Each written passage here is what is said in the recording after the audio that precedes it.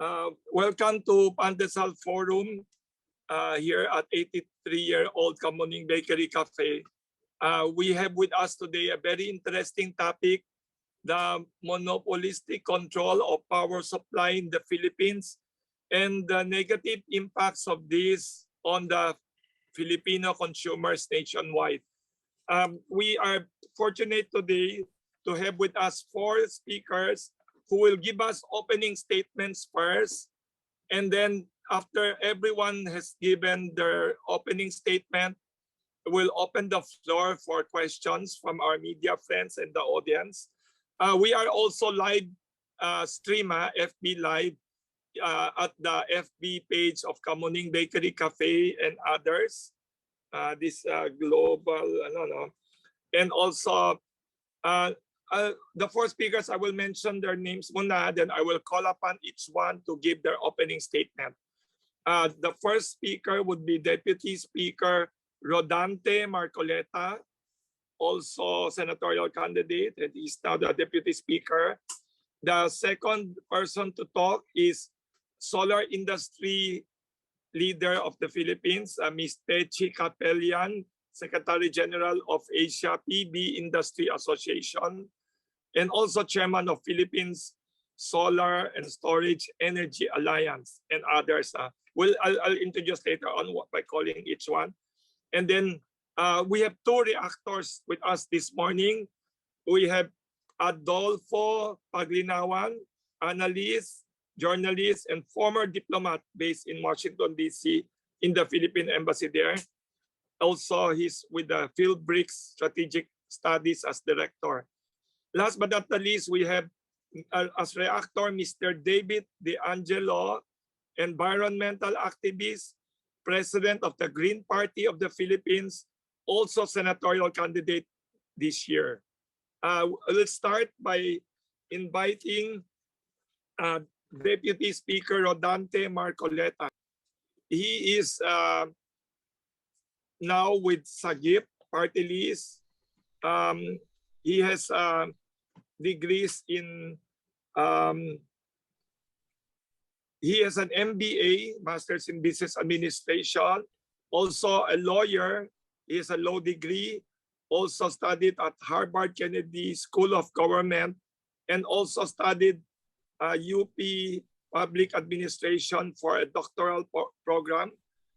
We have with us Deputy Speaker Rodante Marcoleta for his opening statement about this issue on power supply in the Philippines and the problems consumers face. Welcome, Deputy Speaker, for your opening statement. Magandang umaga po sa lahat ng participants ng Pandesal Forum sa ating topic na monopolistic control of power supply and its negative impacts on consumers. I'm so sorry that I am unable to join you live today because of conflict of schedules in our caravans, motorcade, and rallies that will be held in Bulacan this morning. However, I'm still able to share some inputs through this video. Totoo po na talagang mahirap na magkaroon ng monopoly, lalong-lalo na sa pagsisilbi po ng elektrisidad sa ating bansa. Alam naman po natin na ang Meralco ay halos 75% ang kanyang captive market dito sa Luzon. At ito po talaga ay nakapagbibigay ng mahal na singil ng kuryente sa ating mga kababayan. At dahil nga po sa ganyang kalagayan ay hindi natutupad ang layunin ng Batas Epira na naipasa 21 taon nang nakararaan. Gusto ko pong basahin yung kaukulang mga layunin na may kinalaman sa pagkakaroon sana ng o hindi pagkakaroon sana ng monopolya sa elektrisidad. Kasi sinasabi po na halimbawa sa Section 2 ng ating Republic Act 9136, sinasabi po sa Paragraph C ng Section 2, to ensure transparent and reasonable prices of electricity, in a regime of fair competition and full public accountability. Talagang sa layunin ng batas po talaga ay uh, ang talagang kabilin-bilinan ay magkaroon talaga ng fair competition. Ganon din po ay sinasabi dun sa paragraph D, kaugnay ng talata na yan, ay to enhance the inflow of private capital and broaden the ownership base of power generation, transmission, and distribution sector. Maliwanag po doon na kinakailangan mas malapad ang base ng pinagkukunan ng elektrisidad, distribution man, transmission, or generation. Para sa ganun ay maiwasan ang monopolistic power sapagkat pernicious naman yan talaga sa interest ng mga consumers, lalong-lalo na po kung pinag-uusapan yung gumagamit ng elektrisidad sa business sector. Kasi kinakailangan po, ayon din sa batas, maging competitive ang ating mga products. Kung mataas po ang kuryente sapagkat meron ngang monopolya at yung ating distribution utilities ay nag-exercise po ng market power, talagang hindi lamang nasasalaula po ang resources kung hindi nagiging mabuti po para sa mga consumers. Sila po yung palaging tinatamaan sa very harsh na impact po ng monopoly. At nasisisi din po rito yung napakahinang regulatory function ng Energy Regulatory Commission sapagkat hindi na ilalatag po yung mga provision kung paano makawala tayo sa monopolistic system. Halimbawa po, ang EPIRA ay naglalayon din ng mga provision na magkaroon ng tinatawag na contestable market. Ang contestable market po ay yung paghiwalay ng ilang areas ng serviceability ng isang distribution company dun sa captive market. Ito po yung tinatawag na retail competition and open access. Kung saan ay halimbawa po ang isang komunidad ay merong aggregate consumption na 500 kilowatts. Yun po ay meron na silang karapatan na humanap ng napipisil nilang energy retailer. Hindi nangangahulugan ay yung principal na distributor na lang na kagaya ng Meralco sapagkat sa ganung paraan makakapamili sila ng mas mura.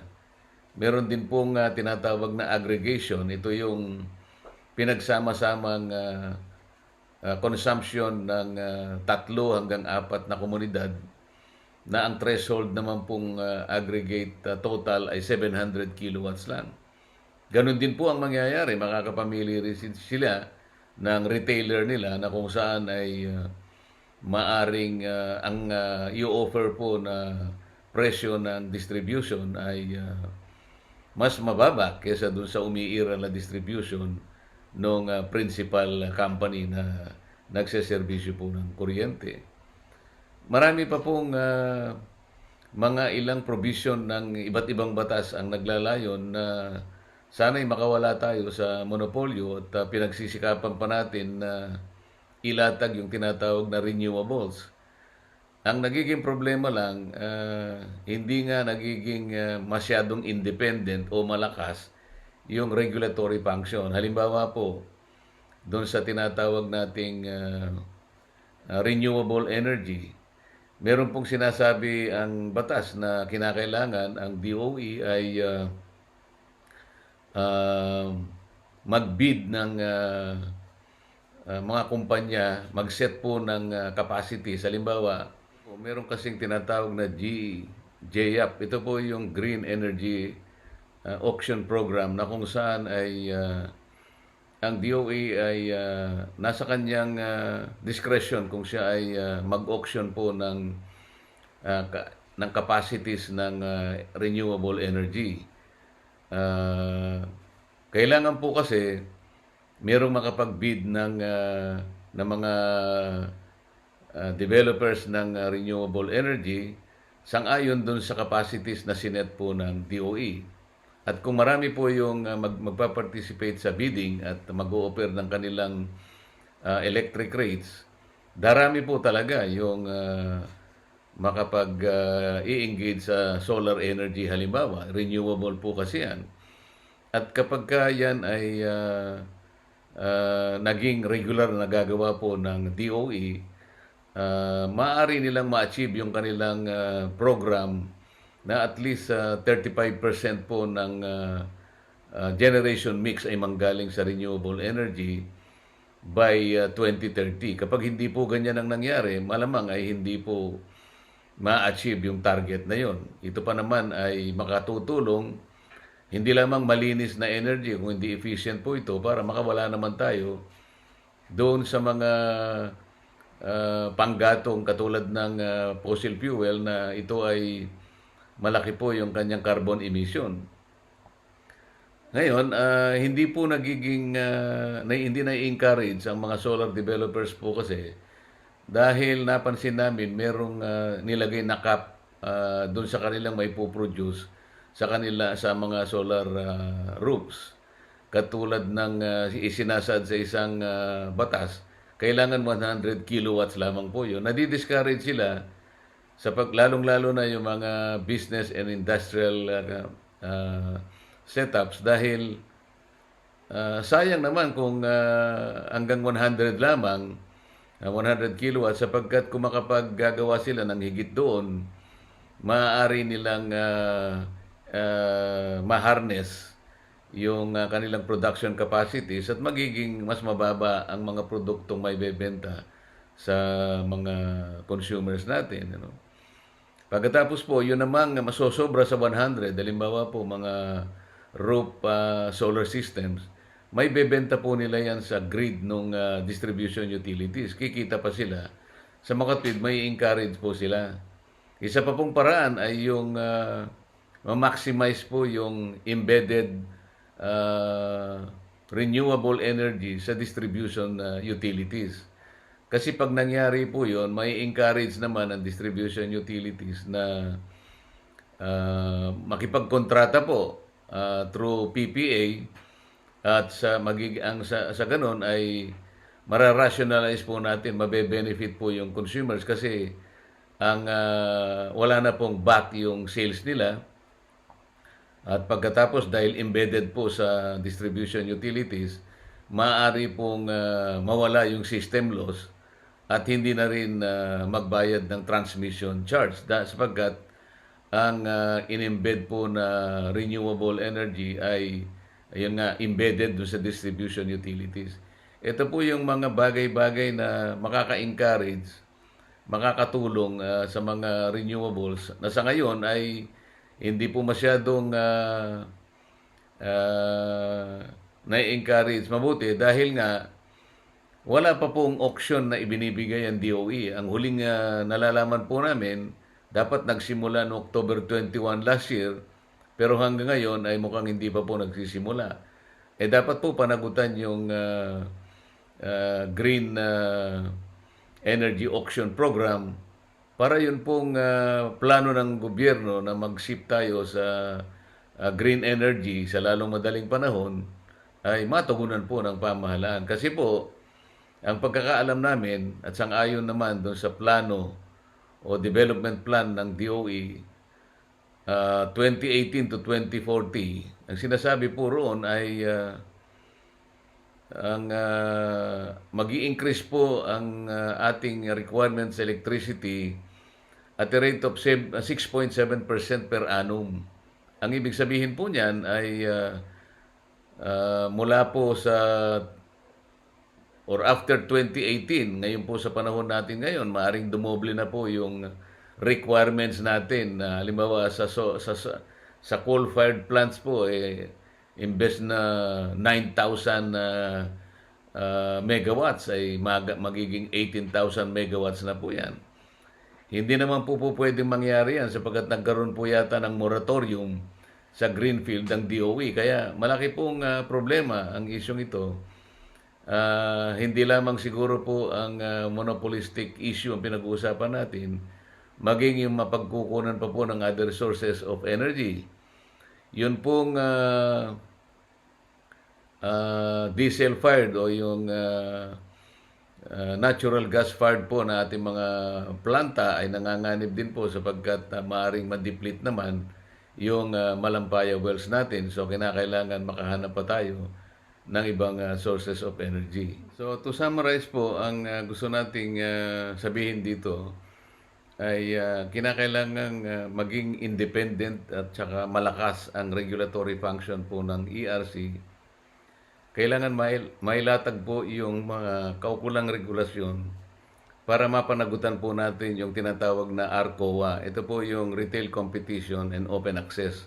Dito po kasi mawawala yung monopolistic power ng mga distribution utilities. Kapag nagkaroon po tayo ng mas maraming contestable markets, makakawala po sila sa tinatawag na captive markets. Doon po maaring magkaroon ng ganansya ang ating mga consumers. Unti-unti pong kakawala ang mga areas na maaring makakuha po sila ng retailers po ng electricity at yung mga tinatawag na aggregators. Unti-unti pong mawawala yung monopoly at dito lamang po magkakaroon ng competition sapagkat sang-ayon nga dun sa layunin, dapat affordable po yung presyo ng kuryente, competitive in a reign of free competition. Hindi po nangyayari sa ngayon, kaya kailangan ilatag talaga ng ERC ang matibay na mga regulasyon para pumunta tayo doon sa mas marami pang contestable market. Yun lamang po ang paraan. At lalong dapat pong ma-encourage yung ating mga renewable energies na binabanggit natin kanina. Kasi kung ang Vietnam po ay nakapag-roll out po ng renewable energy na may total na 16,000 megawatts sa panahon pa naman ng pandemya, eh bakit naman po tayo ay hindi makasunod sa ganun? Sa tingin ko naman ay meron tayong kakayahan para gawin ito. Ang pinag-uusapan lang po ay yung ating political will na kumawala sa monopolistic system na nangyayari at umiiral ngayon sa merkado po ng elektrisidad. Ganyan lamang po muna at sana'y matalakay pa natin itong mga bagay ito sa mga susunod pang mga pagtalakay. Maraming salamat po at sana'y maging productive po ang talakayan sa umaga ito.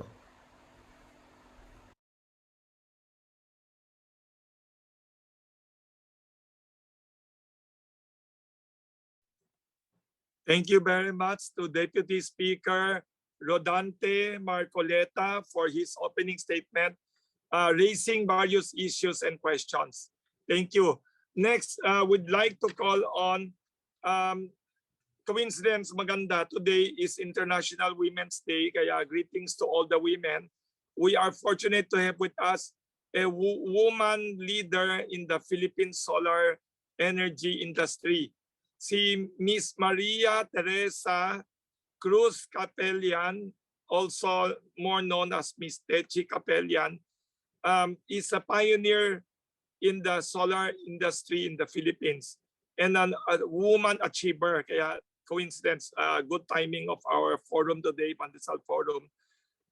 Noong 2006, Philippines started enthusiasm for clean energy. And Ms. Techi Capellan helped energize, light up 10,000 homes in remote areas all over the Philippines. Ang background niya, she studied at Maryknoll College, now known as Miriam College. Also completed her master's in international development at Harvard University. Si Ms. Techi Capellan also in 1990 became the youngest and first woman to serve as Assistant Secretary in our Department of Agriculture, where she served for 6 years. She was also she also became Undersecretary in 2002. Later on, from agriculture, she went to the energy sector because of her success in helping Philippine rural electrification. In 10,000 homes. And then later on, she founded the Philippine Solar Power Alliance and not-for-profit industry association pushing for enactment of the renewable energy law in the Philippines, including the implementation and rules and regulations. By 2013, she launched her own solar company called Sun Asia Energy Inc. and responsible for developing the third largest power plant in the country. Also in 2016, our speaker received the Most Outstanding Scientist Award in Singapore. Later on in Shanghai, she was recognized as one of the world's top developers for solar and storage in the year 2018. Recently, she concluded the partnership with the top global company, Blue Leaf Mercury Capital, to build the largest solar energy portfolio of 1.2 GW.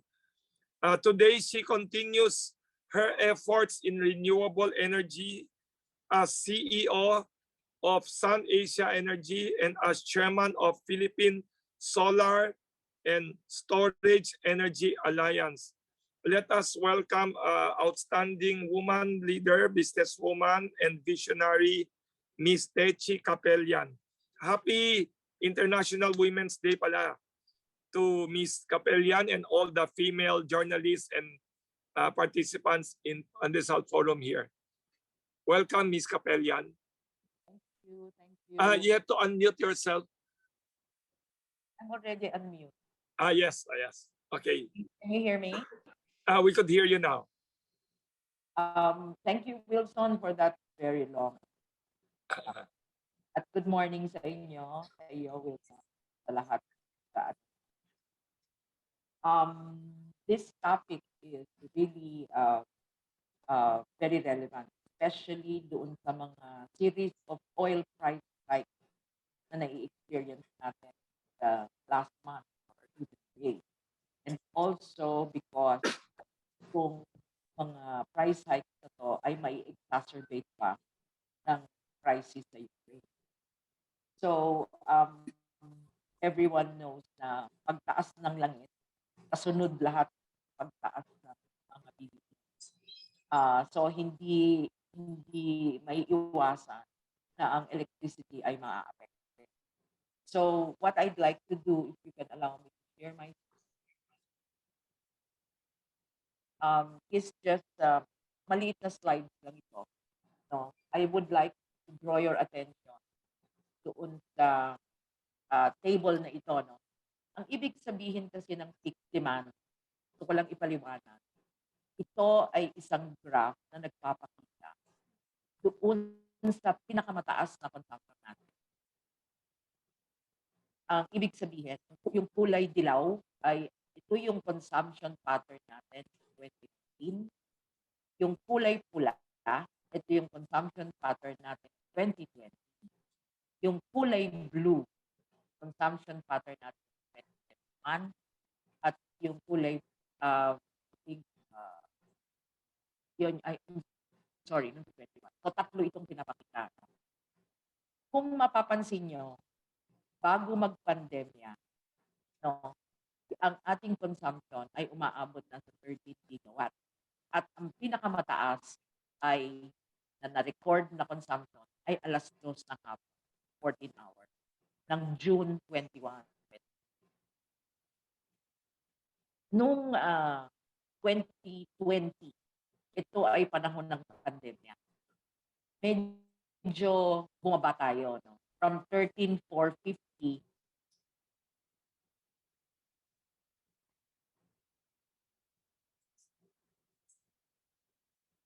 ng March 10.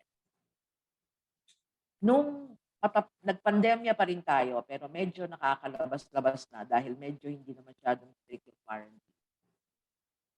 Tumaas ang ating demand, no? At 13,752 megawatt. Ibig sabihin, nung pre-pandemic na 13,450 megawatt, tumaas na siya during the pandemic din ng 13,752. Alas 2 din ng recorded on March 28. Makikita din natin dito sa table na to na yung kadalasan na pinakamataas ng konsumo natin ay nararanasan natin nagsisimula siya during the summer months. Kaya kung titignan niyo doon sa graph, ang pinakamataas ng konsumo natin ay between March and May. So March, April, May. So lahat yan summer months. At yan ay, I think, very obvious dahil sa mga air condition yan. Dahil doon tayo tumutodo ng ating gamit ng air condition. So, yung importanteng malaman natin dito ay tumataas ang konsumo natin ng kuryente. Ang problema, tumataas ang konsumo natin, pero ang supply natin ay hindi sapat. Dito sa table na to, maipapakita natin. Nung Tumatawag sa Viber? Yes. Nung April 2021 at May 2021, yung dalawang buwan ng 2021 na kung saan mataas ang ating konsumo, yan, tumaas siya ng almost 10%. Ang ating supply ay bumaba pa, negative 1%. Therefore, ang average margin natin between supply and demand ay negative 34%. Ibig sabihin, kulang na kulang yung ating supply para ma-serve yung ating mga consumer. Ito yung April and May. Now, i-compare naman natin yung supply at demand ng mula Mayo at saka Mayo 2020 during the pandemic at saka noong May 2021. Kita nyo ulit, tumaas ng almost 20% ang konsumo natin noong Mayo, pero ang supply natin, ganun pa rin. Hindi pa rin tayo nagkakaroon ng adequate supply para punuan yung demand natin. So makikita nyo, kung i-compare nyo, tumaas yung ating deficit ay 46, average yan na 46%. Yan yung numero na dapat natin tandaan dahil hanggat hindi tayo magtayo ng panibagong planta at magbigay ng maraming supply sa tumataas na consumption natin, maaapektuhan ang presyo ng kuryente. Kaya kung titignan nyo, itong pinaka-bottom ng graph, ng table, makikita nyo, yung presyo ng kuryente sa spot market ito sa spot market ay 388. Tumaas siya ng 100% dahil yung gap ng supply and demand. Nung panahong yon, nung panahong 2 buwan na yon, na meron tayong kakulangan supply. Pag tinignan nyo naman kung gaano kataas ang presyo sa spot market, ulit, nung May 2022 at May 2021, tumaas siya ng 289. Yan ang epekto kapag hindi tuloy-tuloy ang pagtatayo ng mga planta na makapagdadagdag ng supply ng kuryente sa ating sistema. Itong datos na ito ay nanggaling sa Philippine Electricity Market Corporation.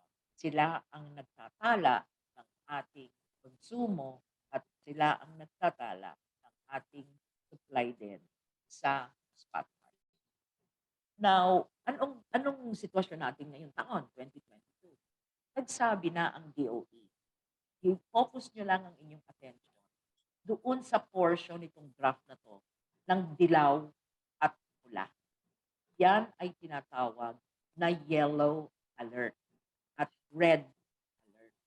Ang ibig sabihin, magkakaroon tayo ulit ng problema sa ating supply at pwede tayong magkaroon ng outages.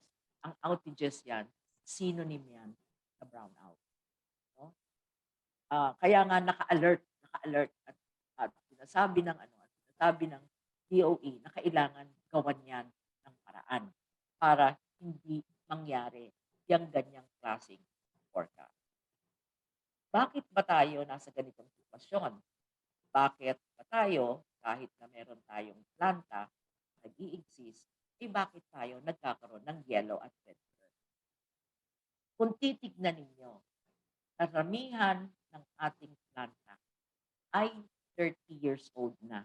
Napakatanda na. Kahit na ang mga sasakyan nyo, pag umabot na ng 30 years yan, maaasahan nyo na hindi na yan tatakbo sa speed at sa galing na dapat niyang itakbo kung mas bata siya.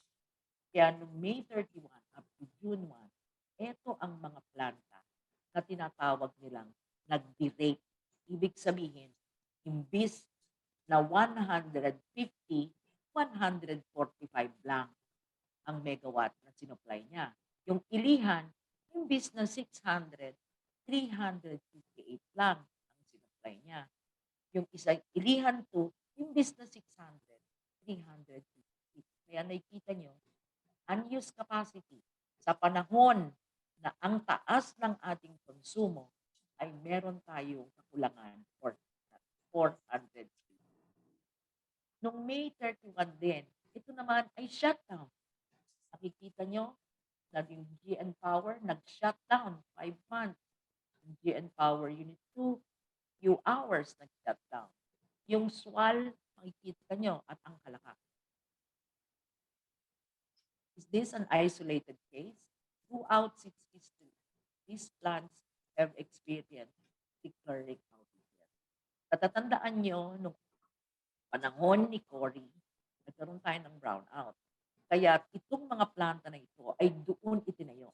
Kaya maiintindihan nyo, 30 years na yan. Matatanda na yung planta. At wala dyan tayong natayo na bagong planta. Kung isasama natin yung mga geothermal plant at saka mga hydro, noong panahon pa ni Marcos, tinayo yan. So our infrastructure in the power sector that supplies and can satisfy our increasing demand ay hindi kayang punuan dahil at the rate that we are building new plants ay hindi natin natutugunan or hindi natutugunan ng ating gobyerno. So, ano ang ating pinupupo? Ating pinupupo ay kailangan magtayo tayo ng maraming solar plant. Ito ang aming prescription. Bakit solar? Unang-una, ang solar ay ang pinakamataas ang output sa panahon ng summer month. March, April, May. Yan din yung buwan na ang consumption natin ay napakataas. Pangalawa, ito rin ay nag-perform at its best during the daytime o insiding sa peak consumption natin ng 2:00 ng hapon. Kung makikita nyo, di ba, yung pinakita kong graph, ang pinakamataas na recorded na consumption ay 2:00 ng hapon. Pangatlo, napakabilis itayo ng solar. Walang moving parts yan. Walang emissions. Walang discharge. Solar power plants can be commercially operational in 12 months.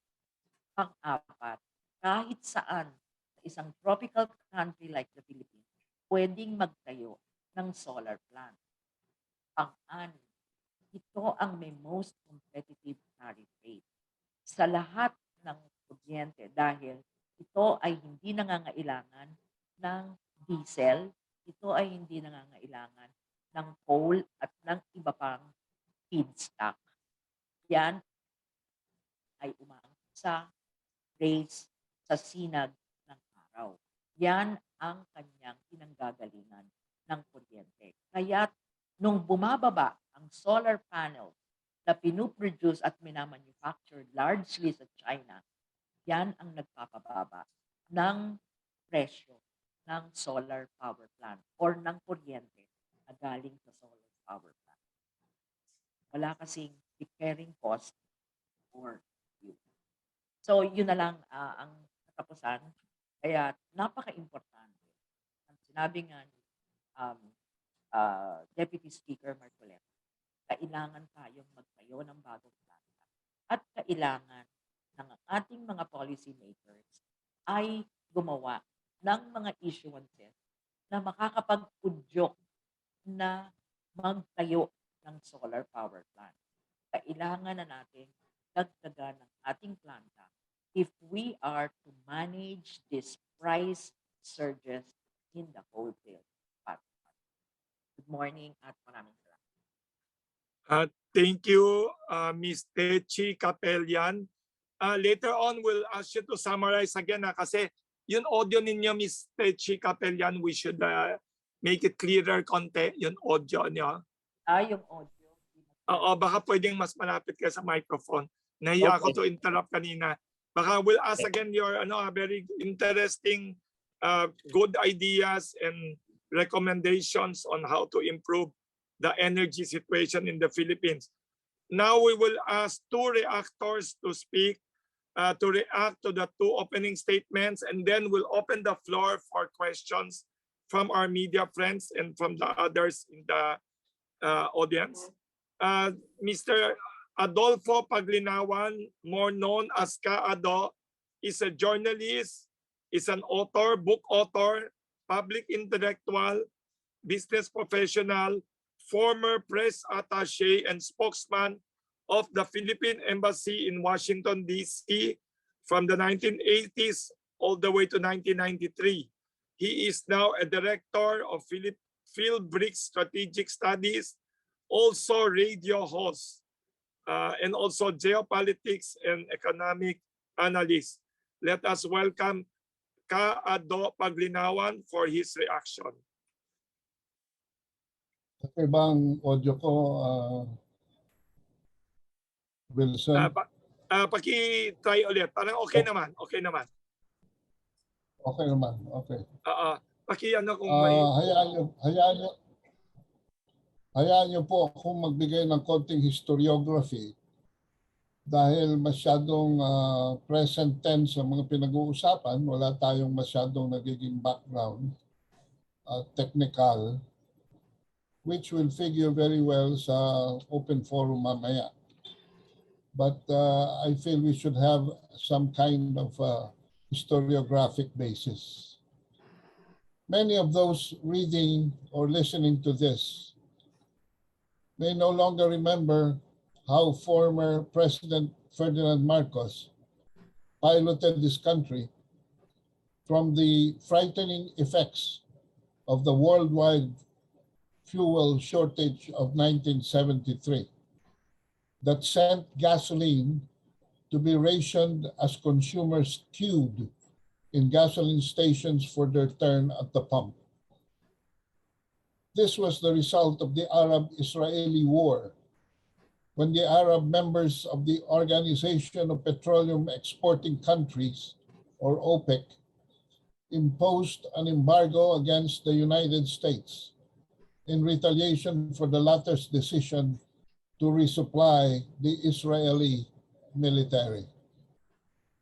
As we have been attached not just to the United States, but the almighty dollar, our economy, especially our currency, suffered greatly from the ripple effects of that embargo. In view of this, President Marcos launched an ambitious program strategically to make the Philippines not only self-sufficient in oil exports, resilient in energy use, and progressive in supplying power to 11 industries that would have made us a first world country, as investments pour in because of ample, cheap, and sustained supply of electric power. The logic is simple. The less the price of electricity, more investors and entrepreneurs will be attracted to set up new businesses, new offices, new factories, or expand their existing ones. For this strategic mission, Marcos nationalized the power industry, established the Department of Energy to be headed by Minister Jeronimo Velasco. Velasco launched a brainy and deliberate program, so much that 10 years after, in 1983, the Philippines' dependence on imports dramatically reduced from over 90% to only 40% by introducing mixed sourcing of power through massive construction of hydroelectric and geothermal plants. This would have been further declined to 14%, 14%, because by the end of 1985, the Bataan nuclear power plant was ready for firing. The usurpation of power by Corazon Aquino after the so-called EDSA People Power Revolution, however, betrayed this mission. Instead of turning it on, she did not only mothball the Bataan nuclear power plant, but also 2 more coal power plants, eventually resulting in an energy supply deficit of more than 1,000 megawatts, sending this country to widespread nationwide brownouts up until the midterm of her successor, Fidel Ramos. That is history now. But the ghosts of Cory Aquino continue to haunt us. Not only did she privatize the industry, thus reversing its ownership away from the people onto greedy oligarchies, but her successors have been incompetent in the governance of regulating the sector and its many players, resulting into a monopoly or an oligopoly. Bad policymaking laced with corruption reeks from the Department of Energy, the Energy Regulatory Commission, all the way to the electric cooperatives all over the country. In 2001, Congress passed the IPIRA law, promising to lower electricity prices at the meter. The Supreme Court says at the lowest cost possible to the consumer. 21 years later today, from 2001, we have the highest electric rates in ASEAN, and in Southeast Asia, we are second only to Tokyo. Our electric rates are even more expensive than Singapore. The Electric Power Industry Reform Act, IPIRA, mandates the Electric Regulatory Commission to promote competition, encourage market development, ensure consumer choice, penalize abuse of market power in the restructured electricity industry. My friend Uriel Jojo Borja, the most avid volunteer lobbyist at ERC, died last year without seeing any review, reset, and true up by the Commission since 2001, in spite of past 5 regulatory periods of 4 years each. Every 4 years was mandated a reconciliation of account about power price, provisional price increases. I mentioned Jojo to honor his patriotism and service to the Filipino people, especially as we joke around that he was a traitor to his class because he was a key official of a power company in Mindanao. Borja told me that the refundables to consumers out of the provisional power increases alone by all power generating companies have already reached over 1 trillion pesos since 2001, with Meralco sharing no less than 200 billion pesos. Despite this anomaly, it is not a dead end for the Filipino consumer because, as Techi had earlier indicated, technology in many areas have matured and have provided more options for diversification away from imported fossil fuel.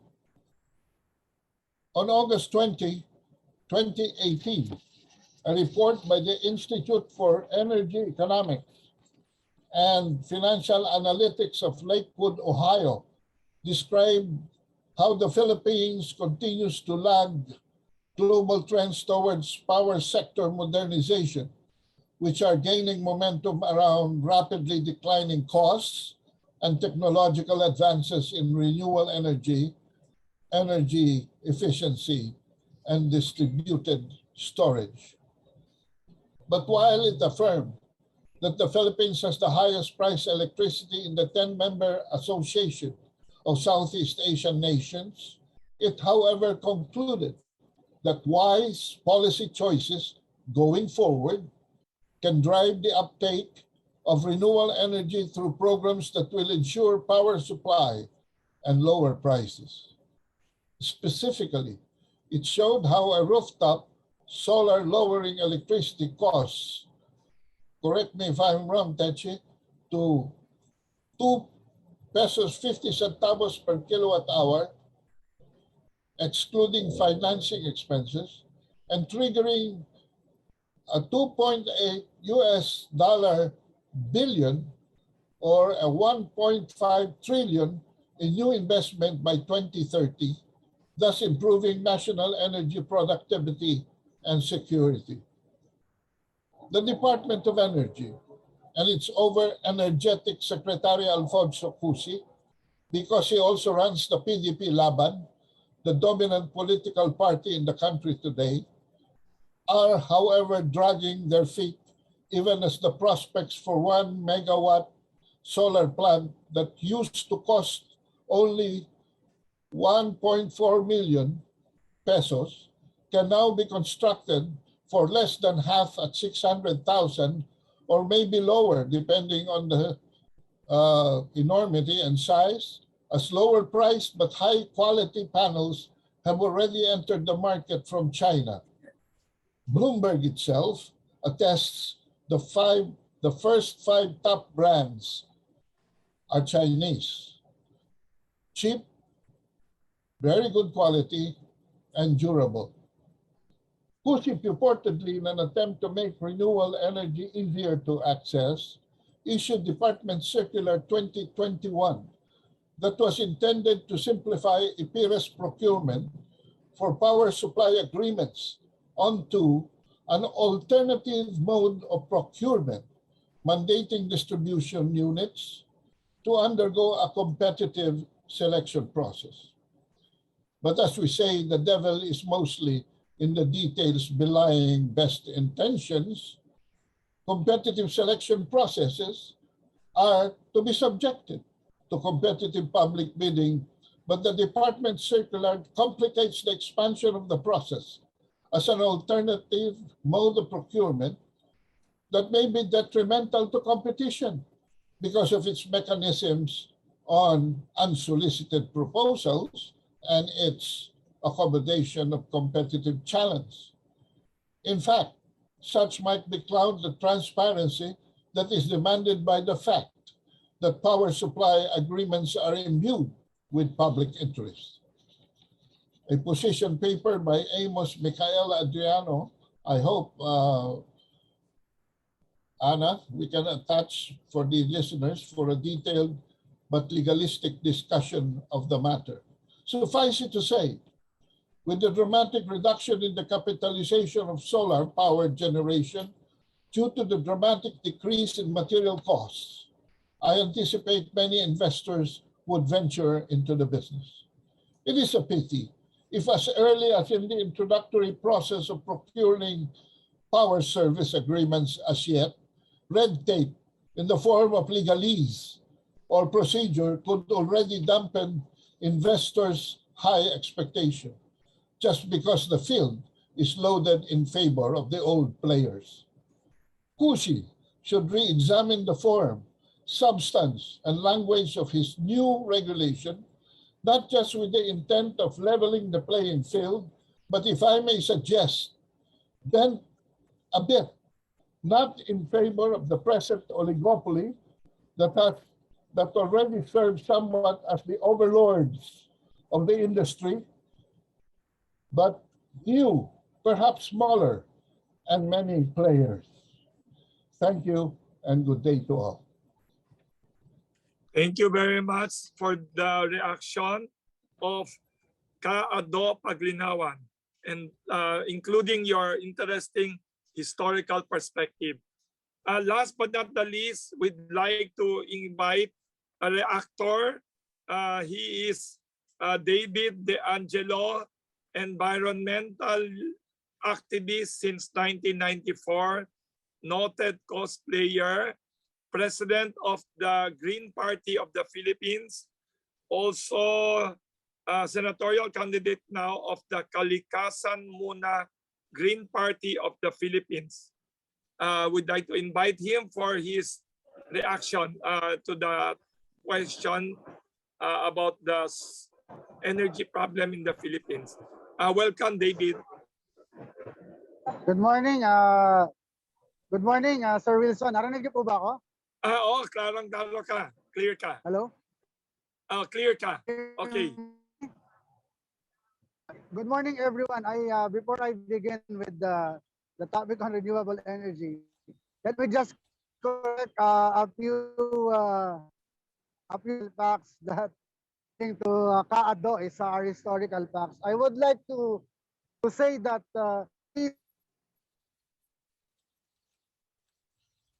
Nawala ang sound. the former His internet, I think, is Internet. hello. Okay Hello na? po. Hello. Okay na? Malinaw na po? Narinig na kita. Ayan. Yes. okay. Yes, sir. Yeah, yung sinabi kanina ni Ka-Ado are very clear that indeed Marcos resolved the power crisis, but we would also like to remember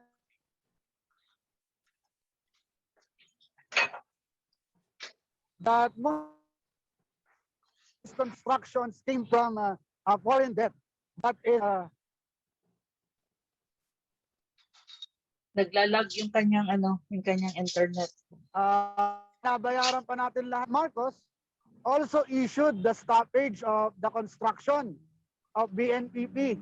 He has a statement dated 1979 saying that the Bataan nuclear power plant is unstable and it is a hazard to the public. So it is not Cory Aquino nor the succeeding administration that stopped the operation of BNPP. It was former President Marcos himself. So ang sa akin lang, wag sana natin i-blame ang mga presidente.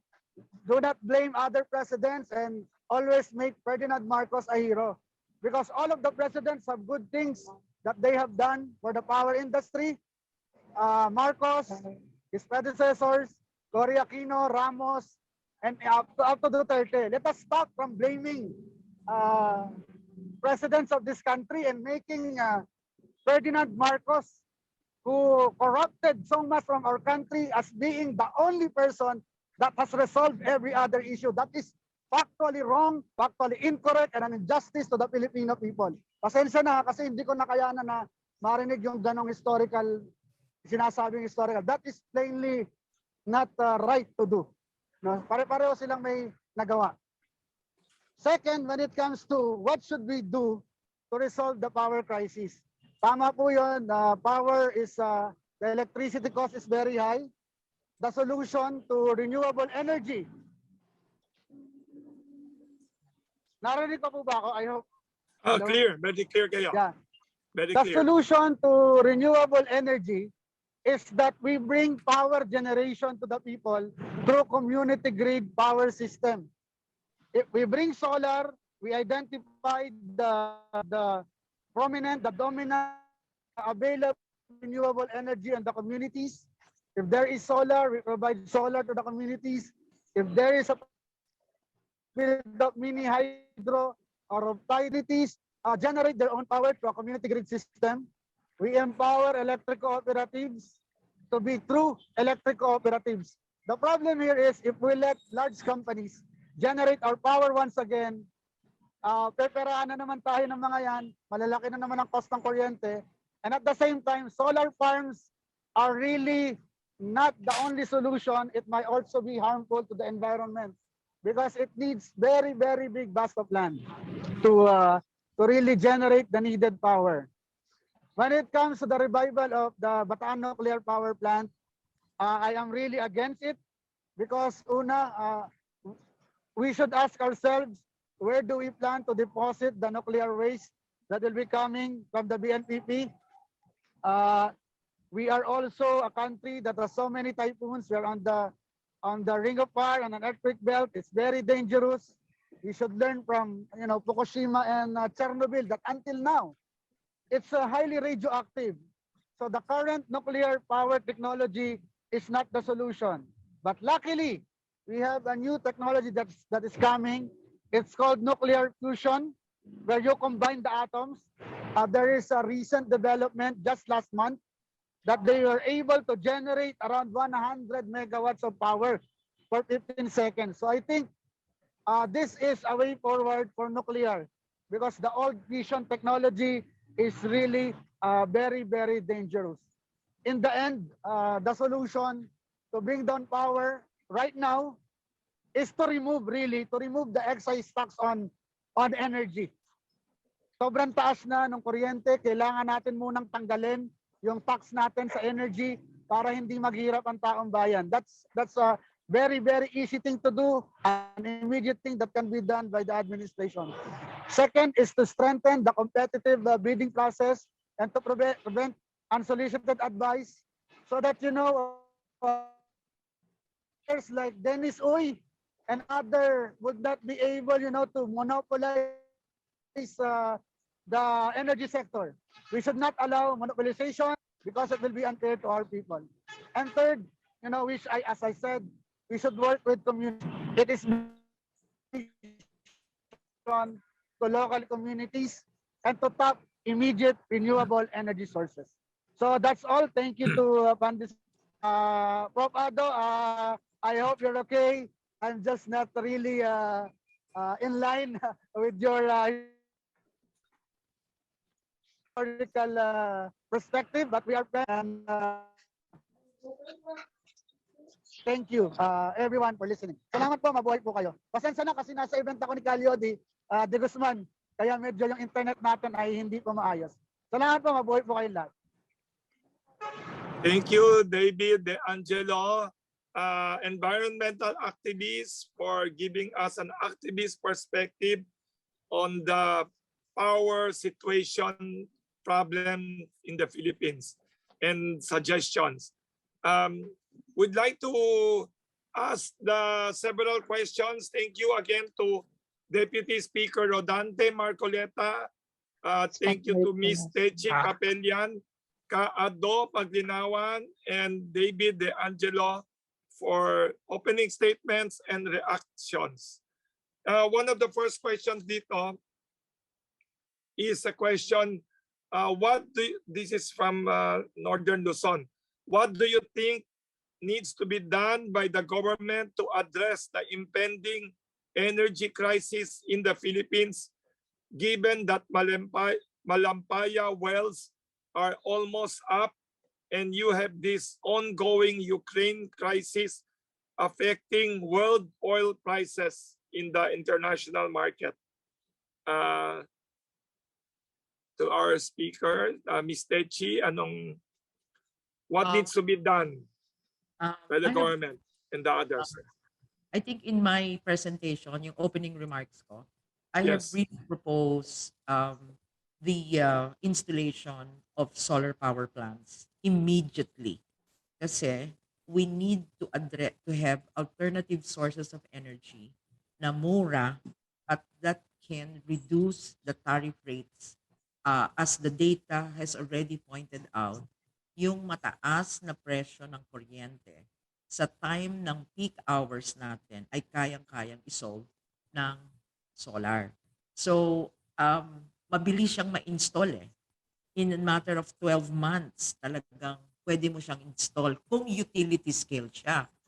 Ngayon, kung sakasakali naman na sa bubong mo ilalagay, we have to make sure that the policy makers promote solar rooftops para makatipid din sila ng kuryente. Kasi nandiyan ang teknolohiya eh.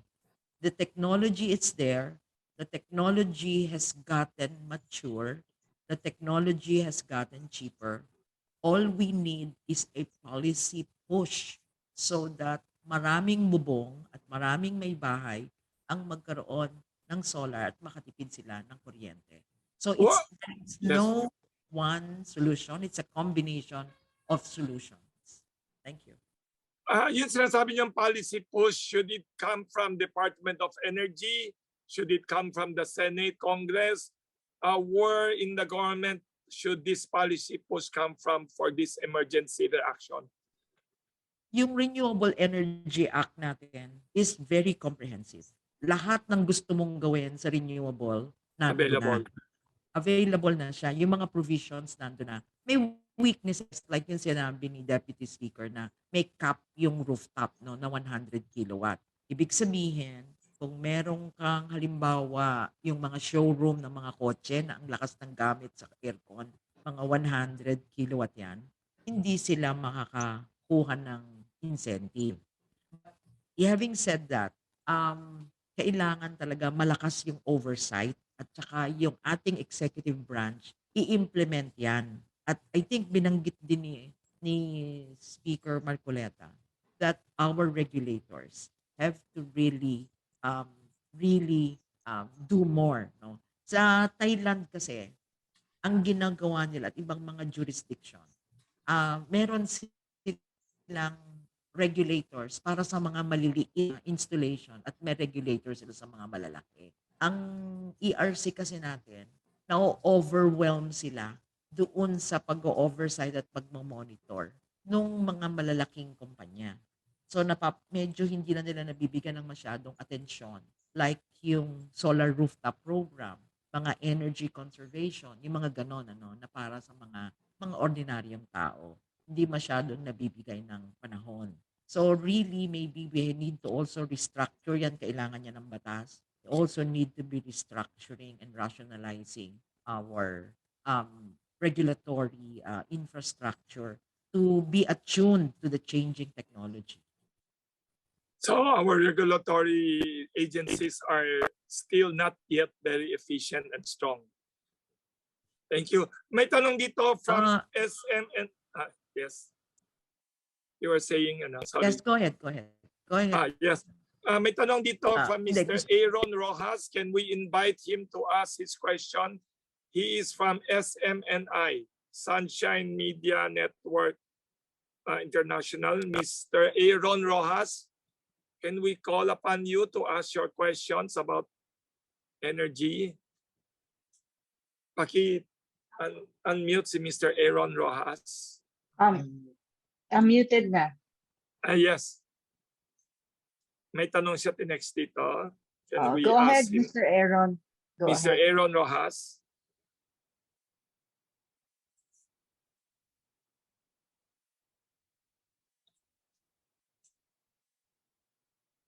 Na-unmute na siya.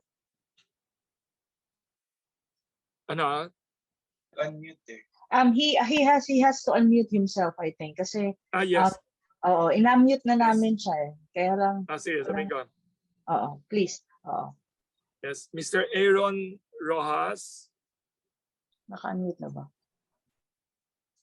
Or basahin ko na lang kung hindi siya. Ha? Sige, pwede rin basahin na. Basahin ko yung question ni Mr. Aaron Rojas. Aside sa pagtaas ng presyo ng produktong petrolyo ngayong araw, posibleng tataas pa ba ito sa mga darating na linggo? If yes, ang sagot ninyo, how can we put a stop to the next round of price increases? From Aaron Rojas of SMNI. Almost related but not exactly it's about energy oil price increases. Baka may opinion kayo? Hindi exactly solar pero may mga tanong, may mga sagot kayo diyan about Oil price. Anyone can respond, I think, no? yes, Pwede po ba sagutin? anyone?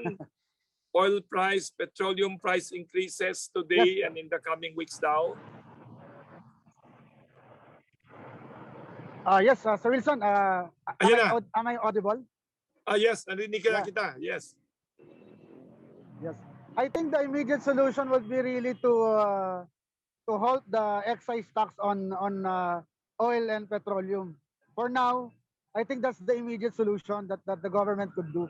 To just remove the excise tax so that the prices of oil and petroleum would go down. So magsakripisyo muna yung gobyerno, tanggalin muna yung tax dyan. Kasi yung ibang solusyon medyo mahirap eh. We could have a price ceiling but it would have an effect on our economy. So the most immediate solution is really, remove temporarily the taxes on energy and fuel. Thank you. Thank you. Ms. Techi Capellan or Sika Ado Pagdinawan, do you have your own suggestions?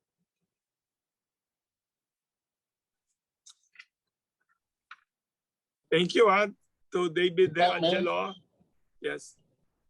If I may react, Yes. Can you hear Mr. me? Kaado Pagdinawan. Yes. ito lang ang ba sinasabi ko eh, kung hindi natin criticize even constructively ang ating mga public official, we will be at the mercy of the situation. Because I wish there were warning shots before this. Because the Department of Energy is reactionary. And I even question whether they have a strategic program at all. Ang emergency, So emergency. First, wala silang choice ngayon kundi baba nila talaga yung excess taxes na yan. No? I would relax also all impediments. Even this Department Circular 2021 to opening renewable energy sources. Ano nila yan, kung binuksan niya ni Ramos in favor of power service agreements noong panahon niya, no? Dapat buksan ni Duterte ito ngayon. Bigyan niya ng holiday yung mga yan. Kasi sabi nga ni Ms. Capellan, it will take only 1 year. Makaka-bring up na yan ng capacity, no? Such as solar. Lalo na, nagmura na yan, no?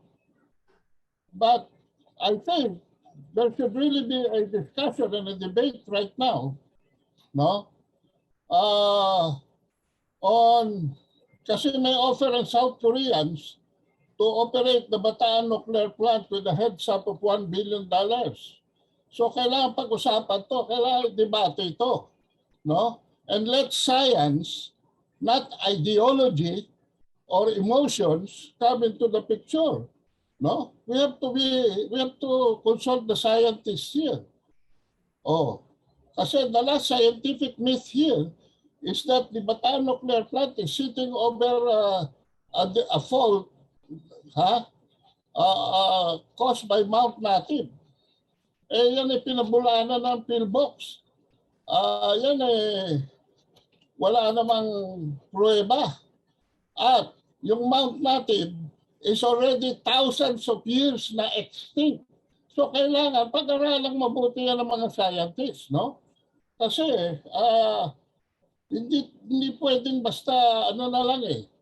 May itsapuera tayo, itsapuera natin si Marcos, pero yung kapalpakan ng ibang pangulo, tatanggapin natin. Yung mga pangulong walang ginawa, tatanggapin natin. Hindi pwede yan. Miski si Duterte, I'm saying, kulang dito. Hindi niya inatensyonan ang yan ang thesis ni Ms. Capellan kanina na binabanggit niya. No? Maaari hindi masyado naging audible, but sinasabi niya walang bago na power plant na construct. No? Lahat ay operating on their available capacities. Available capacities, reduced capacities. So, wala kulang ang bagong power plant in solar. Kaya kailangan, bigyan na ng holiday itong mga solar, especially kung 1 year, magagawa nila yan. Aba, pakawala na yung mga yan. Ano pa ba mga bidding dyan? Wala na. Kung sinong gusto magtayo na. Subject to final guidelines at hindi legalist at procedures na ini-impose ng Department of Energy that is tilted towards the oil players. Thank you. May reaction si Miss Techi and then si David. Ay, Medyo paki-unmute. Yes, ayan. Miss medyo Techi and then David. medyo conflicted ako doon sa excise tax eh. Kasi mas naniniwala ako sa isang targeted subsidy. Kasi ang gumagamit ng mga aircon ay karamihan kaya nilang magbayad ng aircon. Kaya nilang they can afford it. And basically, kung sakasakaling magtanggal tayo ng excise tax, kahit na yung mga gumagamit ng aircon na kaya naman nila, ay magbe-benefit. Ang gusto nating mabigyan ay yung mga naghihirap. So which means, in the present policy right now, meron naman tinatawag tayong lifeliners. E dilakihan natin yung lifeline para mas pag kumukonsumo ka ng less than 100, actually less than 30 kilowatt, no? Siguro ang konsumo mo lang yan, bumbilya, tapos may konting refrigerator, may konting ganon. Taasan natin. Kasi yan, meron ng lifeline yan eh. Meron na silang suporta na ninalagay ng gobyerno. So, ang importante talaga sa atin, because we have already restructured, no? Marami tayong restructuring na ginagawa. And I'm conflicted talaga dito sa excise tax. Kasi ang makikinabang to, hindi naman yung mga mahihirap, kung hindi pati tayong kaya nating magbayad ng mga aircon natin, makikinabang. That's one. Oo, kasi kaya naman natin magbayad ng aircon natin eh. Kung gusto natin May follow-up, ng Miss aircon. Techi, yung sinabi kanina ni Kaado na you are complaining na the solar power plant and our other plants, walang significant new power plants pala in the past 6 years? Yun ang data natin eh. Yun So ang walang ginawa data in na that nilabas ng aspect ang gobyerno? walang Kulang. bagong planta. Eh, remember, Bakit? ang Why? growth path natin, Wilson, ay Yes. 6%, 7% growth. Bakit? Ganun Akala tayo ko mahilig sila mataas. mag-build. Bakit kulang dito? Well, I think hindi kasama dun sa Bakit? build. Hindi nila naisama dun sa build eh. Ang importante kasi dito is to have, kasi energy is an infrastructure. So Yes. isasama mo talaga yan dahil long term yan eh. Hindi tayo pwede ng knee-jerk, tama yung sabi ni Kaado, hindi pwede yung knee-jerk lang na Nagre-react lang sa may crisis. palagi tayong naka-emergency mode. Hindi pwede yun sa energy eh. Kasi kailangan talaga yung infrastruktura natin ay maayos. For example, isa na lang, meter. Yung meter natin hanggang ngayon analog. Yung mga kapitbahay nating bansa, naka smart meter na. Diba? Yung simple lang na change ng ganun. Bakit kamo importante ang smart meter? Kasi ang consumer, kapag naka-smart meter siya, kaya niyang i-control yung kanyang consumption. Kaya So niyang mahina ang energy department natin. Other departments are working very hard, pero our energy department seems to be not doing well. No, I wouldn't want Nasa kuweba pa. I do not want to pass that judgment, no. Marami tayong mga mahuhusay na tao sa Department of Energy at sa ERC at sa iba. Yes. We really need to modernize our energy. Ang sabi nila Wilson, Yes. ang transportation nag-modernize na. Meron na tayong Transportify, meron tayong Grab, meron ang ating retail sector nag-modernize na. Meron tayong Shopee. Ibig sabihin, Yes. Naiwan ng energy. Iwan ng energy. Sa banking, meron na tayong online banking, yung gano'n, So, yung energy We should have a part 2 of this session. Kasi alam mo bakit? What you have just said, the three of you plus si Marcoleta, is the tip of the iceberg pa lang pala. You have just discussed the problems. Pwedeng part 2 lahat kayo. We should have another part 2, ha? Kasi time is short na. Yun lang ang comment ko. Yes. Oo, so Wilson, yun lang ang comment ko. Medyo ako Thank you. medyo conflicted ako sa sa excise tax eh. I'm Yes. more for targeted subsidy. Ganon. Yes. So, May, may sasabihin si David, and then we have many other questions. We had suggestion ko short lahat ng mga comments kasi we have many other questions. Sorry. Thank you, Ms. Techi. We have to have part 2 of this session about the energy crisis. I think hindi matatapos ito in 1 week yung problema natin. David, may tanong, may sagot ka doon sa sinabi mo na kanina excise tax, ano? Pero ano reaction mo, David, sa sabi ni Ms. Techi Capellan, kulang daw pala energy natin in the last 6 years. Parang kulang, walang ginagawang malaking build sa energy. Is it true? You're an activist. Is that your complaint also? Kulang na reforma sa energy? I would have to agree with Ma'am Techi. Talagang wala namang nangyari na na new Kulang build daw. up. Yes, kulang talaga. We have our renewable energy bill already. Walang Hindi ginagawa nangyaring masyado.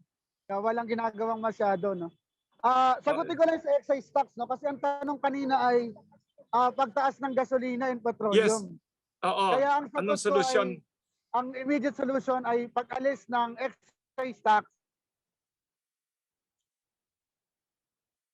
sa Yes. ginagamit ng ating mga, but I have to agree with it. Tama naman doon. So I would like to clarify that I am referring to our transportation. Kasi sobrang taas na ng presyo ng Importation, yes. gasolina.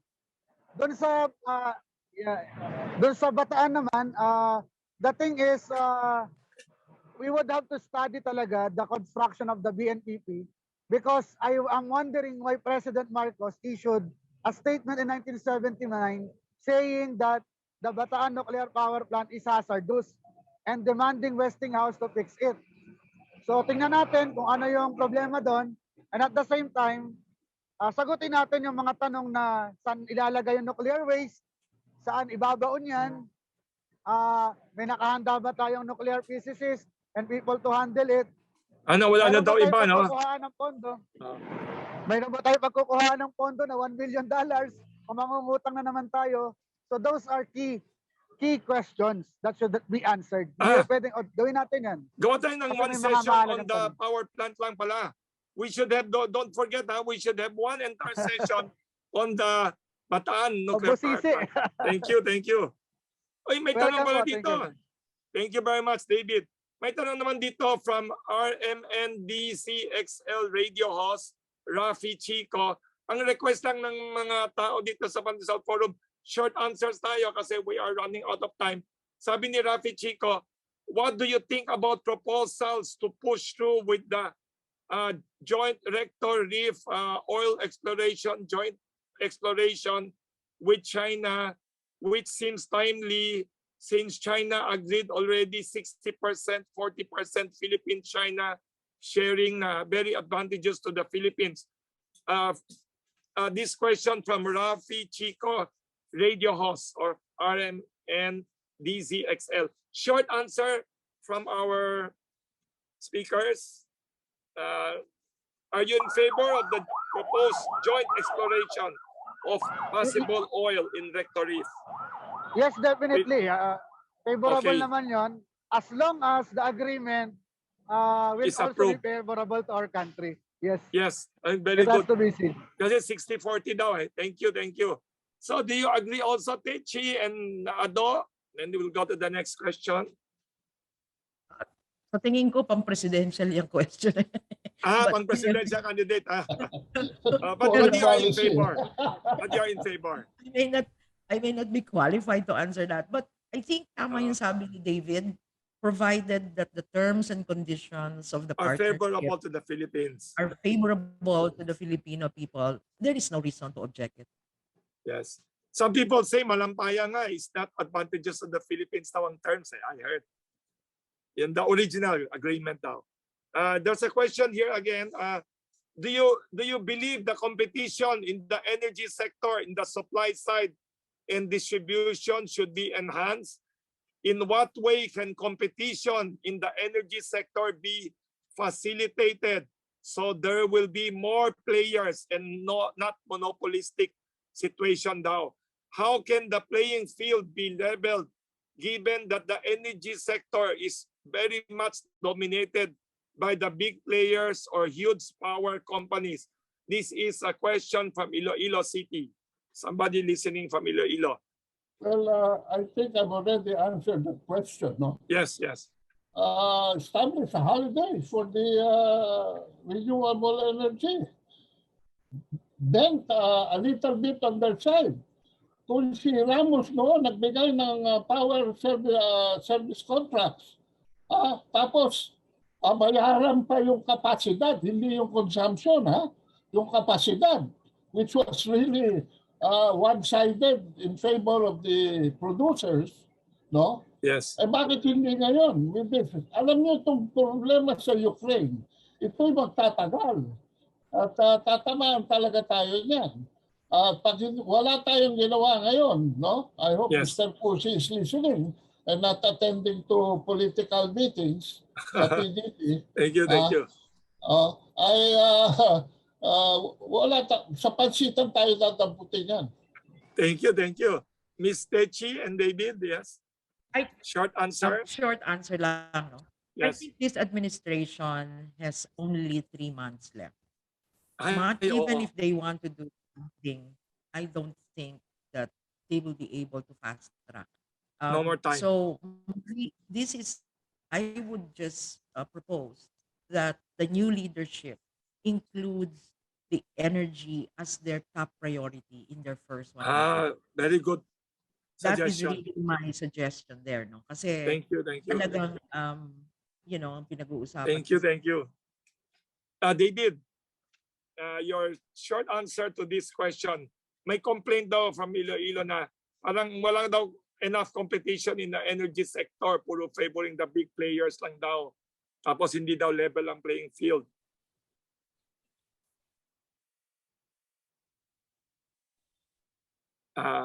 We'll go to the next question kasi wala pa tayong connection ni David. This is from Davao Oriental. Question from Mr. Carlo Alcano of Governor Generoso Town, Davao Oriental. Sabi niya, totoo po ba malaki ang subsidy na ibinibigay ng gobyerno sa mga electric co-ops taon-taon? Para saan po ito dapat ginagastos ng mga electric co-ops? Number 2 question niya, ano po ba ang pwedeng maging sanctions ng mga electric co-ops at ng board members nito kung sakaling magreklamo ang mga electric consumers dahil sa napakapangit na serbisyo nito sa isang lugar? Meron na po bang parusa o mabibigyan na sanction sa electric co-op or mga board members? Meron pa tanong siya, ano ang tingin ninyo sa mga charges currently na nasa electric bill natin ngayon na pwedeng tanggalin o bawasan para lumiit naman ang presyo ng kuryente na binabayaran ng mga electric consumers dito sa Pilipinas? From Mr. Carlo Alcano of Davao Oriental in Governor Generoso Municipality. A short answer from anyone? Siguro lang doon po sa mga electric cooperative. Again, Yes. katulad ni Ado, a little bit of history. Ang mga electric cooperative natin ay naitayo nung panahon ni Presidente Marcos. And it was the policy direction to bring electricity into the remote areas. So ganyan ang orientation nung National Electrification Administration. Kailangan natin na bigyan sila ng bagong direksyon para maging mas efficient sila at matulungan sila na mag-modernize. So ako ganun lang ang tingin ko dyan, because yung batas na nag-e-encompass sa kanila, kailangan natin ay bigyan ng panibagong perspektiba para makapagsilbi sila ng mas mabuti sa mga customer nila. Kasi sila ang nasisisi. Samantalang ang cost at mga assets, ang cost to operate, tumataas. It's really beyond the affordability of the co-ops. So kailangan may konting leeway din dyan. Ang problema, foreclosure acquisition and mergers ang ini-insist ng DOE. At yan ang nangyayari, no? Yung mga big players are taking over the co-op's mission, missionary mission. Yun ang nangyayari. Eh bakit hindi sila makipag-link dito sa mga renewable energy for which they will be able to also come up with not only cheaper costs but quick recovery. Yan ang akin, no? Eh kaso nga wala nagkukumpas eh. Wala nagkukumpas. Dahil ewan ko ba kung ano inaasikaso ng ating sekretaryo. Thank you very much. There's a question here. We have a question here for David De Angelo. Sabi ni Ivan Stewart Saldaheno ng dugout.ph. Kahit a short answer lang daw for David. Kailangan ba, kasi President Duterte signed the law for nuclear energy. Should the Bataan nuclear power plant be revived, or is it time now to build a completely new one? Or maybe we have next time we have another session, part 2. I have a short answer to that, Wilson. Yes, Ado.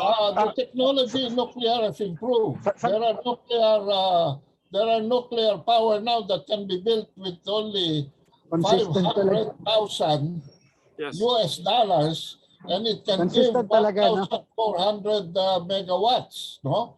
Yes. So besides a new fuel is now being developed specifically by China also, yung thorium, no? Which does not. Baka we'll do that for the next session na lang. Thank you. For next session. Thank you very much, Ado. Maybe David Angelo could have a short answer to this question kasi it's addressed to you. Sabi niya, Mr. Ivan Stewart Saldaheno, can you have a short answer from you about his question, David? Yes po. Kasi po mukhang ako yung tinatanong, iba yung sumasagot, no? Ay, sorry. Mukhang ako eh. Yes. Talagang consistent kasi yata yung mga Marcos supporter na gano'n yung ugali, medyo may ewan ko. Ako yung tinatanong, sir. Let's answer the question, please. Yes. Yung sagot ko dyan talaga, no, because we are not yet ready right now. We don't have the capacity to new operate one? it. We don't have Are the we ready funds. to build a new one completely daw? I don't think so, sir, because we don't have the funds. Hindi tayo dapat mangutang muna. Nuclear energy is not the answer right now. We should push for the renewable energy that we have. We'll discuss this on another issue. Thank you very much. There's Alex Escucha would like to make a short comment. He's one of the top officers of China Banking Corporation. Mr. Alex Escucha, short lang kasi we are running out of time. We have many questions. Thank you, Mr. Alex Escucha. Thank you, Wilson. Thank you. Quick comment lang kasi puro big picture yung mga suggestion na sa akin yung actionable. I installed solar panels in my house 5 years ago. So I just want to make certain clarifications. When you want to incentivize the use, you have to address 3 parts of it. The generation, the distribution, and the consumer. Now, I'm taking the view of the consumer. First point, the return on investment na kinumpute sa akin was overstated for one reason. One, if you have an installed one of say 1 kilowatt, yung actual output nun is 80% lang. Tapos nag-ulap pa, meron pang dust sa panel mo at saka hindi straight angle yan all the time. Your net usable output is really 50 to 60% for the whole day. Point number 1. Point number 2, ang net na cost sa iyo ng Meralco is 1090. I'm looking at my latest Meralco bill. 1090. Pero yung export ko, I'm getting only 538 pesos. Kalahati lang. Because they're giving you credit only for the generation charge. So, I'm getting 430 pesos credit, pero sa system loss charge lang na Meralco, 350. So, halos wala na akong nakinabang. And number 3, if you want to incentivize, when you boot up a new house in Metro Manila, you have to Yes. install a standard meter. You pay for it. And then you have to pay double to install a net metering device, yung bumabalik, no? Kasi pag hindi mo nag-install yung net metering na bumabalik, kahit na nag-export ka, hindi counted yon. So, if you want to incentivize, something very quick could be done. The government could subsidize the cost of that net metering device para ma-incentivize.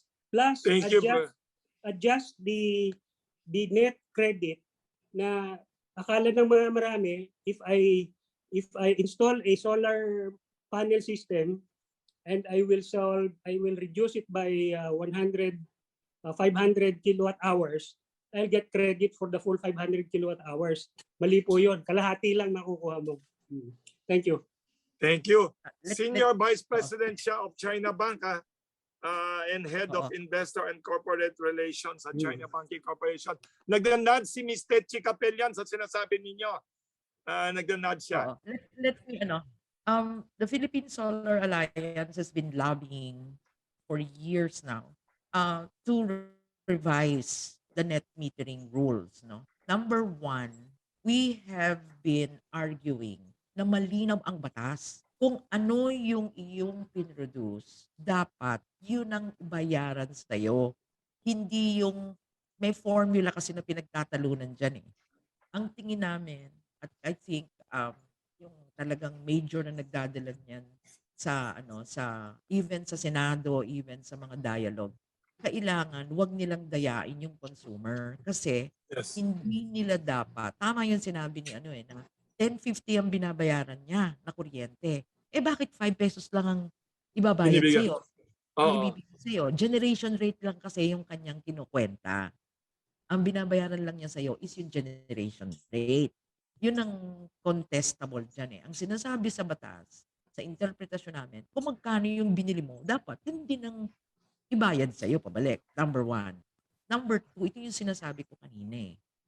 Meter. Bidirectional meter na. Ang problema, yung meter natin, analog, luma. So, tapos, kung gusto mong magbago ng meter, ikaw magbabayad. Di ba? Dapat yun, gumawa ng isang malawakang programa ang gobyerno na i-modernize ang ating metro para walang dayaan, kahit na nung pandemic, hindi pwede yung hulaan ng kung magkano yung kinonsumo mo. Nanghuhula tayo eh. Hindi ka makapagtipid kasi hindi mo marirecord yung tinipid mo. So, we have to modernize our grid. Thank you very much. Thank you. Sorry, we are running out of time. Thank you very much for all the questions. We have to have part 2 of this. This is a very hot topic, especially summer na hot na. Kailangan natin ng maraming kuryente. So very sorry to everyone. We have to cut short because it's almost lunchtime for everyone. Can we request everyone, the speakers, to give a closing statement summarizing your points and your ideas on how to solve the problem na rinaise ng mga advocates natin dito, monopolistic control of power supply and inefficiencies in our energy situation that is making us consumers suffer, especially in this time of global uncertainties in the energy sector. We'd like to maybe last si Ms. Tetchi Capellan kasi kayo ang speaker. We'll ask the two reactors for short closing statement and then end with Ms. Tetchi Capellan kung okay. So we'll start with Ms. David muna, De Angelo, then Kaado, then Ms. Tetchi Capellan. Your closing statement on what should be done to improve the energy situation in the Philippines now in the time of global crisis. Mr. David De Angelo. Thank you to the Pandesal Forum. Unang-una, no? As I chatted on the forum, I would like to agree with Tetchi on the smart metering. No, the government should really think about the consumers on how to bring down the power. Also on Kaado, the idea on renewable energy holiday is very good as long as we will have an oversight on the contracts being entered yes. by this renewable energy, kasi baka mamaya mga dami companies yung pumasok dyan, Yes. so yari na naman ang taong bayan. And lastly, we should really focus on bringing grid power system. So let's research on what's the renewable energy that is suitable for our local community. Let's look into tidal, mini hydro, solar, and even geo. Because I believe that when you bring power generation to the community, the cost will be lower and the production maintenance will be lower. So Thank you. this needs all of us to make it happen. So sama-sama tayo dito ngayon. We are and bring costs down. Salamat po. Thank you very much, Mr. David De Angelo of Green Party of the Philippines. Next, would like to invite Addo Paglinawan for his closing statement. Nag-agree si David with your advocacies about ang dami yung mga complaints about our energy sector. We have to have part 2 of this. Your closing statement to summarize what you want the government and the public to do. This is a very public matter. So the matter of gleaning public policy, we cannot escape that. And we have to look at history in order to avoid present mistakes and future disasters, especially in an aspect that requires long range, medium range, and short range planning. Because I don't know, hindi pa alam ito, wala na si Jojo Borja, but perhaps State Chief can tell us how long it will take to build a coal-fired power plant altogether. Ang tagal niyan. So yan po mga kabansa. So we have our eyes watching our public officials so that they can do their job better. Thank you very much, Addo Paglinawan of Field Bricks Strategic Studies. Last but not the least, Ms. Techi Capellan, Secretary General of the Asia PB Industry Association, Chairman of Philippine Solar and Storage Energy Alliance, President of Sun Asia Energy Inc.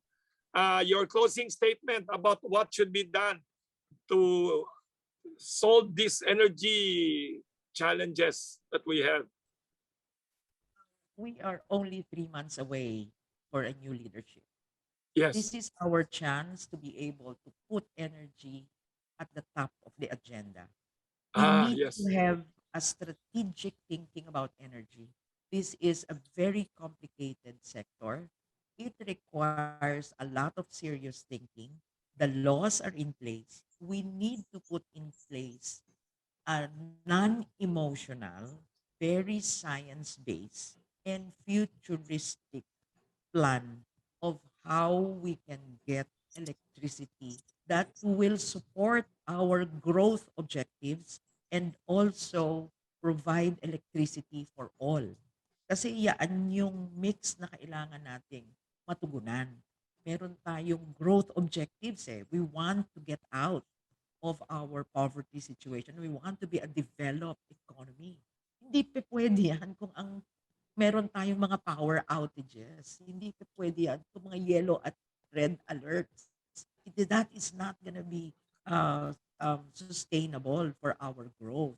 At the same time, we have to electrify even the remotest area. So it's really a combination of policies.